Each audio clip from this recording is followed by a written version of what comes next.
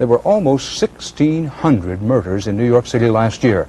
But now there's a full-scale police investigation into just a baker's dozen of violent deaths.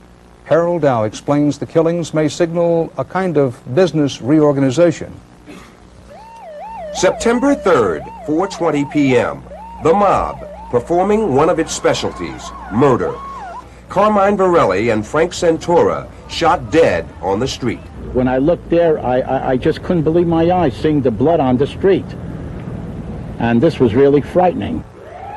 3 days later, a few blocks away, it happened again. Santo Curatolo was shot 5 times. He's my nephew. I want to know who killed him. Who come in here? What's going on here? 4 days later, another murder, another gathering of frightened relatives and neighbors.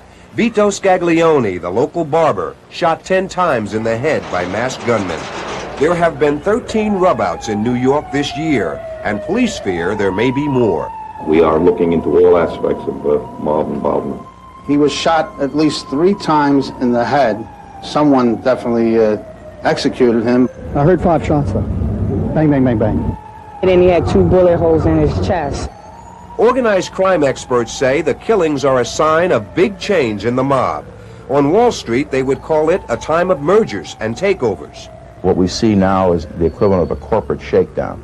You don't quit the mafia. You don't resign and you're not fired. If you're the loser in a disagreement, you're generally killed. The majority of these top people are already incarcerated. New York Police Lieutenant Remo Franceschini has spent 30 years fighting the mob. He points out the irony that it was the convictions of mob kingpins like Anthony Fat Tony Salerno that are partly to blame for the new killings. Because of the recent arrests and convictions of these organized crime leaders, the control has loosened up.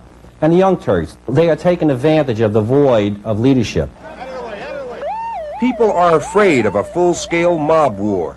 You know, my children come home, they park a car, they could have tripped over a body. It's terrible. It's scary. I don't want to say nothing because I don't want to, you just get in trouble. I'm around here 25 years and I learned one thing. I don't know nothing, I don't see nothing, I don't say nothing. That's it. It's fear that gives them the strength, fear and discipline.